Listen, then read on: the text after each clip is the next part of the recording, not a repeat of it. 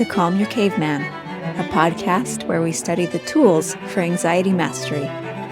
I'm your host, Dr. Adriana Jarvis Twitchell, a specialist in anxiety mastery strategies.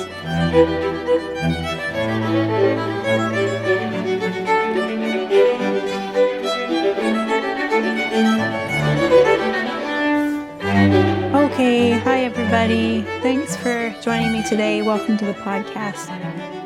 We're going to talk today about a topic which is a big anxiety source for a lot of people. It's a difficult topic for me to talk about. It's going to involve me being a little vulnerable today, telling some personal stories.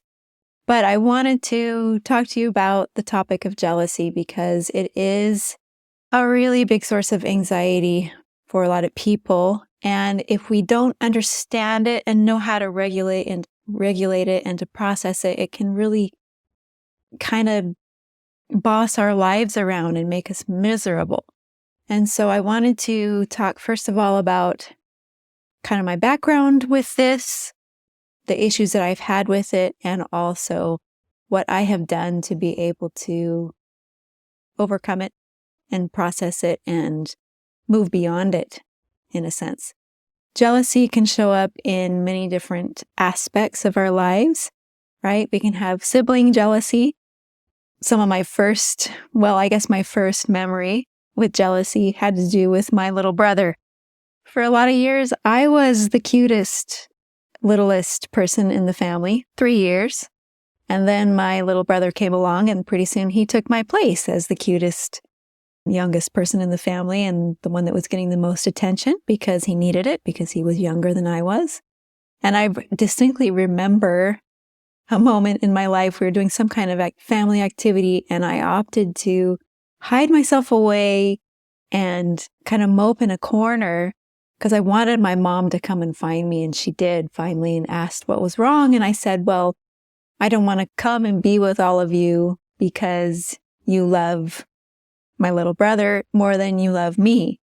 And of course, I didn't say it that nicely because I was 4 or something, right? But that was the gist of it. And of course, she ended up comforting me, telling me that she loved me as much as she loved my little brother. And that was exactly what I wanted her to do, right? But anyway, jealousy can certainly show up in sibling relationships, right? Jealousy can show up in our romantic partnership, which I'll talk about a little bit more. And it can also even show up, with friends and with our own children, being jealous of our own children. So this issue of jealousy of children was illustrated to me really recently. I went on a trip with some friends and we went to visit my friend's family, her mother and her siblings and her father, etc. And at that time when we were visiting everybody, there was a lot of drama going on in her family of people complaining about the behavior of the mother of the family, who was apparently jealous of her children, jealous when they would spend more time with each other than if they spent with her. And that was leading her to have some bad behavior, some behavior that was alienating different people in the family and making them feel offended or even angry and upset. And I felt a lot of sympathy for this mother because I could understand where she was coming from. I myself have dealt with jealousy of my own children before. There have been different mentor figures that have come into their lives at different times that have really meant a lot to them and have, deep down, I'm grateful to these mentor figures who really helped my children in key ways that I wasn't able to help them. But there have been times when my children would really pay a lot of attention to these second parents, and they would call them maybe even more than they would call me, or they would spend more time with them than they would spend with me. And so I've struggled at times with jealousy of my own children, wanting their attention and not getting as much of it as I wish that I had.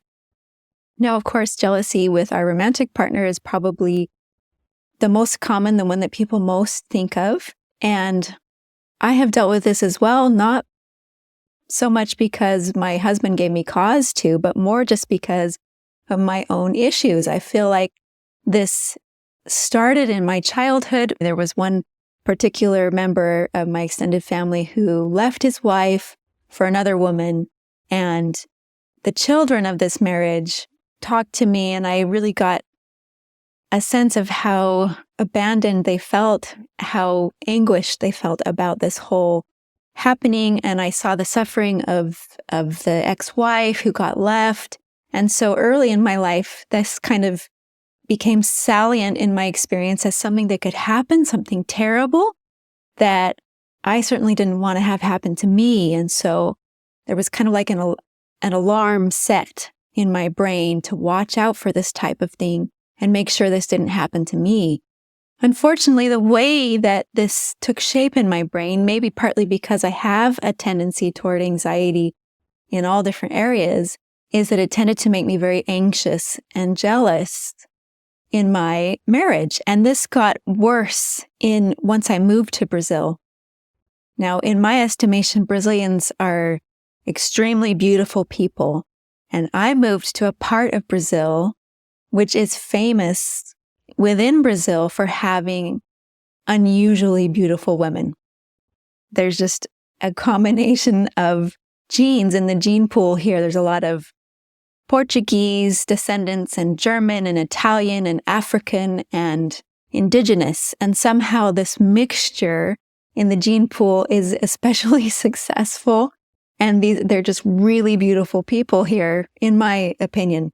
And also in the opinion of many people, especially in Brazil. As I said, it kind of has this reputation throughout the country. So when I got to this place, all of a sudden I was surrounded by these unusually beautiful people, and I live right by the beach. So a lot of times these extremely beautiful people were always walking around in bikinis.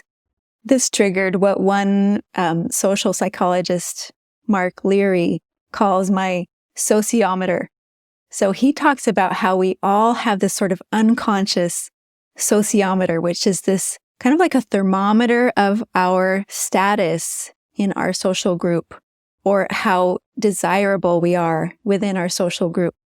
And so I felt like my sociometer really started to send off an alarm when all of a sudden I was moved to a different group where I was just surrounded by incredibly beautiful people. And so feeling like my place in the social status went down. And this really made my jealousy, my anxiety about fears for my romantic relationship get activated even more than they had ever been before. And the bad thing about jealousy is that it often triggers us or it motivates us to behavior which is not helpful. Now, if you see it from an evolutionary standpoint, you can understand that in the animal world, jealousy, motivating, aggressive type behaviors might be adaptive. For example, if you have a wolf pack and you have a couple of alpha males and one of the alpha males feels jealous of the other who's got a higher social status, that they might end up fighting, right? The one that's jealous might end up challenging the other to a fight. Then depending on who wins, that winner would then be higher in the social hierarchy than the loser. And so they are able to establish an order by having this violent encounter. And you'll see the same kind of thing happen in chimpanzee groups. And, in birds, for example, when you see one bird who has a piece of food and another bird of the same species wants some of that food, I assume they feel jealous and they attack the other bird and fight over the food. And then depending on who wins, that person gets access to those resources. So that's how they determine who's going to get whatever is contested. And they determine this type of hierarchy through this aggressive type of response. But unfortunately, in our human interactions, a lot of times this anxious aggression that jealousy triggers in us is not helpful, because if what we want is more love and attention from people and relationships that we value, it doesn't help to be aggressive and anxious and clingy. This ends up just making the situation worse. So we need to find a way to process and deal with our jealousy in a way that is more productive or adaptive or healthy than what we naturally feel like we need to do. Now, for me, this was a journey that I learned over, I would say, decades, how to deal with this. And some of it I learned through just trial and error. Some of it I learned through therapy that I did. Some of it I learned through a lot of the reading that I did on the subject and on related subjects, and just experience. So I'm going to share with you kind of the steps that I learned to deal with this emotion when I feel it, because sometimes it does still come up for me in different situations.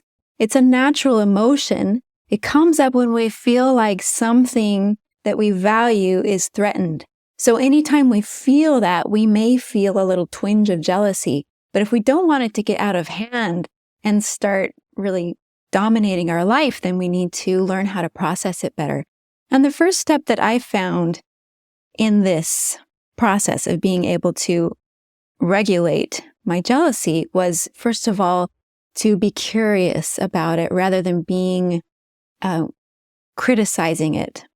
Because I found that if I reacted to my jealousy in a way that shook my finger at it and said, "Oh my goodness, you shouldn't be jealous. This is shameful of you to feel jealous," then I would simply feel more anxious. I would feel anxiety that I was feeling jealousy, and that wouldn't turn off the jealousy. It would just add anxiety on top of it. And the jealousy in and of itself was already giving me anxiety. So I would turn into this ball of anxiety. So what I found was that I needed to, instead of criticizing it and resisting it, I needed to be curious about it. First of all, I needed to acknowledge that it was a natural emotion, that is something that mammals experience, and you can see it, as I said, illustrated in the animal world. And it helped me to start to think of my brain in the way that Richard Schwartz talks about our brains. He's a therapist, a psychologist, and he has developed a system called internal family systems, where you see your brain as made up of many different parts, almost like parts of a family. And so we need to learn to speak to these different emotions as if they are different parts of ourselves, right? And so he talks about taking an unpleasant emotion and being able to talk to it. And so I would do that in order to try and get curious about what it was that was under my emotion of jealousy. I would try and talk to my jealousy and ask it what it is that it's so afraid of. What is it that is bothering it so much? What is it that it feels threatened by? And asking these direct questions, sometimes that would help trigger some kind of an answer. Another way that I went about trying to uncover what it was that was beneath my jealousy was doing what I call a brain dump, where I just take a scratch piece of paper that I'm going to throw away afterwards. It's not going to have any permanent registration of what I write down, but it's just a chance for me to write down everything that I feel about a certain topic. So everything that comes to my mind in relation to this jealousy, I just start writing, stream of consciousness, no judgment. And the no judgment part is the most important part, because a lot of times these unconscious parts of ourselves, these more primitive parts of ourselves that are triggering these emotions that we don't feel like we have control over and that are dominating our lives, but we can't seem to change them, it's because they are in an unconscious part of our brain, and the reasons that these emotions are coming out are actually embarrassing for the conscious part of our brain. So when you do this brain dump and allow yourself just to write with no filter, with no judgment, it allows you to start to see what these different parts of yourself are thinking, what the appraisal is in this section of my brain that is generating this emotion that my conscious brain might be really embarrassed of. So for example, when I would do these types of exercises, I discovered in the case of, my romantic relationships and also with my children, that sometimes what it was that I was afraid of was losing access to this relationship that was so valuable to me and having the time and attention that I so enjoyed with this person, the closeness with this person. Sometimes that was a part of what it was I was afraid of. But additionally, there was also other things that I uncovered that were, what I would consider even more primitive, which were fear of being abandoned, basically, right? During this time that I felt the most jealousy of my spouse, this was also a time when my children were little and I wasn't doing a lot of outside work. My husband was really doing most of the income producing work that was bringing income into our family, and I was doing work at home, but it wasn't paid. And so this fear of abandonment that I uncovered underneath my jealousy had to do with the fear of me not having my needs met.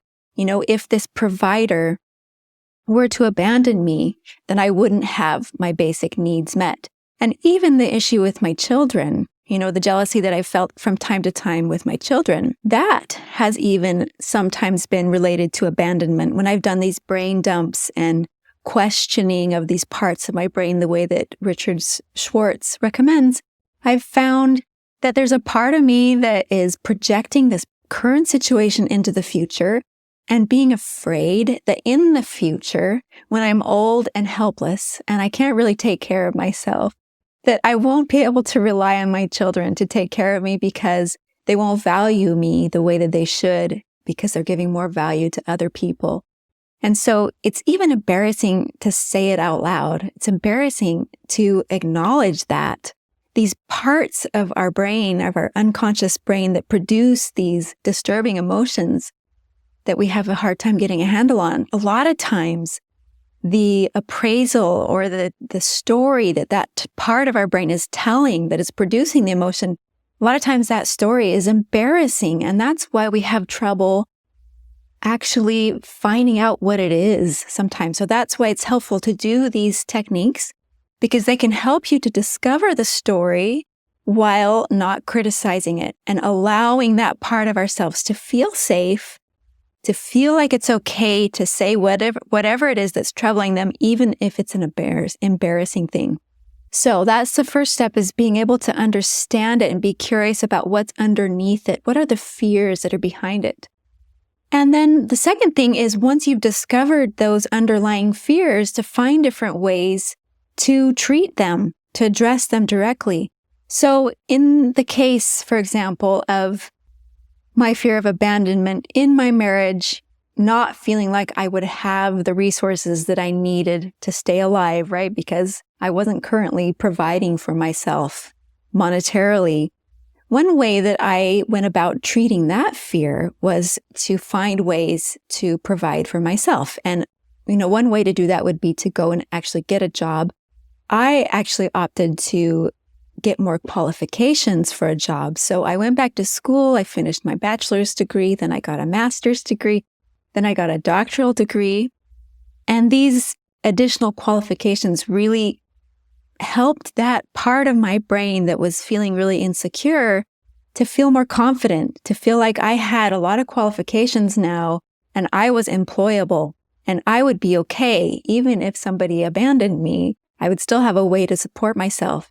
Another thing that I've done is gone through, taken a notebook and listed all the reasons that I could think of why it would be possible and accessible and maybe even easy for me to get a job if I needed one right then, right?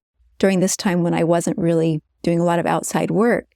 And an additional thing that I did, with trying to deal with the part of the fear that had to do with being abandoned and being alone, was to consciously try and invest in additional relationships besides just the relationships of my immediate family. Because this helped calm that part of my brain that felt like I depended only on these few people in my immediate family, and helped me to realize that I had other relationships as well. Friends and people in various parts of the world that I had good relationships with who would help me if I really needed it. So those are just some examples of how to go about trying to treat that underlying fear. However, This isn't something that you can do and just wrap it up 100% and be done with it, because there is no way to be completely safe from all risk when we're talking about relationships, right? Because relationships involve other people and we can't control other people's behavior. And so that means that we are, in a sense, vulnerable. And so we need to get to the point where we feel okay with feeling that discomfort of being vulnerable, which is part of the package of having a relationship, because there's just no other way around it. Vulnerability comes with the territory. So there's this quote by Brené Brown from her book, Daring Greatly, which I really like. And she says, "I define vulnerability as uncertainty, risk, and emotional exposure. With that definition in mind, let's think about love. Waking up every day and loving someone who may or may not love us back, whose safety we can't ensure, who may stay in our lives or may leave without a moment's notice, who may be loyal to the day they die or betray us tomorrow. That's vulnerability." So I think she really just captures the essence of what it means to be in a relationship. We can't control the other person, and it involves vulnerability. Love involves vulnerability because we can't control what the other person will do. Now, here's another quote by Brené Brown, which I think helps us to make the transition to the next step. And this quote is from her book called The Gifts of Imperfection. She says, "To love someone fiercely, to believe in something with your whole heart, to celebrate a fleeting moment in time, to fully engage in a life that doesn't come with guarantees. These are risks that involve vulnerability and often pain. But I'm learning that recognizing and leaning into the discomfort of vulnerability teaches us how to live with joy, gratitude, and grace." So the part I want to focus on is that last part of her quote where she talks about leaning in, the choice to lean into that vulnerability and often pain. And that this is, in a sense, a heroic act. This is where we can live with joy and gratitude and grace, right? So this bridges us into the last step that I wanted to talk about, which is trying to focus on what is in my power, right? We've already talked about the vulnerability of a situation where you don't control all the variables, and there's going to be a lot of things that are not within your power. But if you can bring your focus back to where your power is, that can help to reduce that anxiety, right? So she talked about the choice of leaning into vulnerability and discomfort and living with joy, gratitude, and grace. What I like to do is to then ask myself, who is it that I want to be in this situation? Regardless of what the other person is choosing or might choose in the future, who is it that I want to be? What kind of a partner do I want to be? What kind of a spouse do I want to be? What kind of a mother do I want to be, right? And this is the first question that helps us to see our role in this scenario as a hero, right?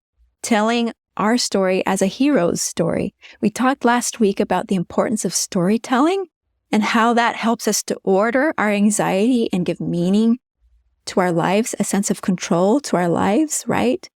And telling our story as a hero story can be especially powerful. A hero story, what is it? It's a formula that's used a lot in movies and books where you have an individual that is reluctantly forced to go on an unexpected journey that will give them a lot of adventure and danger. And this hero faces a lot of trials that tests her skills and her strength and her character. And then there's a climax at some point, right, in the story where the hero has to struggle to overcome a crisis. And prevailing in that struggle, the hero is able to discover her authentic self and her true purpose in life, and then return home changed, right? Changed for the better. So to be able to see the the very vulnerability, the very risk that you face in a relationship where you don't control all the variables, to see that as a hero's challenge, right? That's something that can test your skills and your strength and your character, but you focus on how you want to overcome this crisis, how you want to prevail in your own moral universe, right? How you want to be your authentic self and live your true purpose. What kind of a person do I want to be given these circumstances? So asking this question really helps me to focus back on where I have control. And when I can focus on what's within my power, then I start to feel like I'm in that challenge response again. The challenge response is where you feel like the demands are not too much for you. You have the resources to meet what's before you, right? Because I've shrunk the demands. The demands are not something way beyond my control that I don't have power over. Instead, I am focusing on the sphere where I actually have control and I can think about who I want to be. So these are the different steps that I go through, right? Understanding my jealousy, trying to treat my underlying fear that's behind it, trying to be okay with the vulnerability and risk, right? Recognize that it's just part of the package, and then focusing on what's within my power. These things really help me to process through those emotions of jealousy so that I don't have to be overpowered by them and controlled by them, but instead I can regulate them and move on to emotions that I feel are more adaptive and productive and helpful in my life. So I hope that's helpful to you. Now, don't forget now to stay tuned for our kindness narrative for today, a story that was shared by one of our listeners that will be just kind of your gratitude vitamin for the week. So go ahead and take it. Go ahead and listen. Thanks for joining me, and see you next time.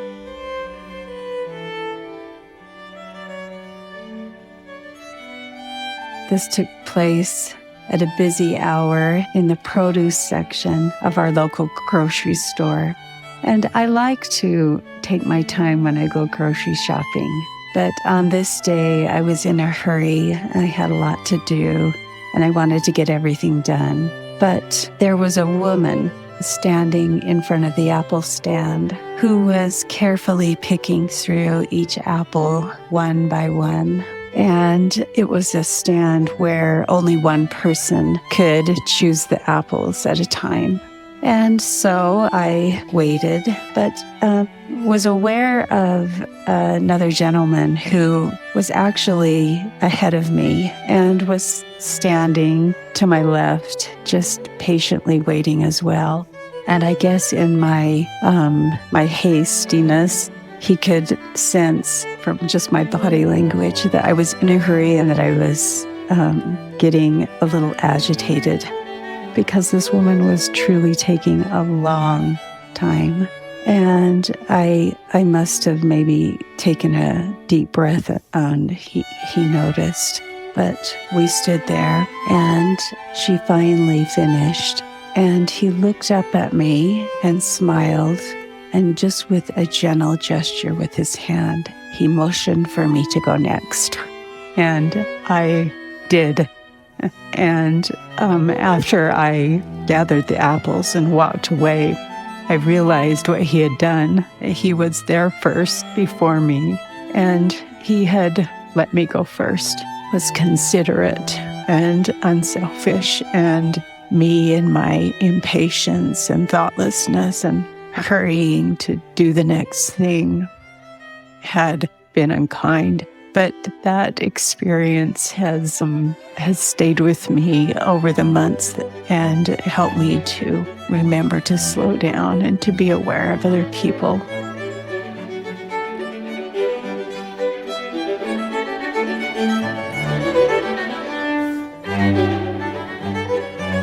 Thanks for joining me today. If you'd like to share your own kindness narrative for a future episode, email your audio recording to calmyourcaveman@gmail.com or send an audio on Instagram at calmyourcaveman. It's optional to use your name. What's important is sharing your story. If you feel like you'd benefit from individual anxiety coaching, I do that too. You can look me up on my website, calmyourcaveman.com. If you'd like to support this podcast, you can do that by subscribing to Calm Your Caveman on YouTube and also on your favorite podcast platform. And if you want to help other people find this podcast, leaving a good review on Apple Podcasts or Spotify really helps. Thanks, and see you next time.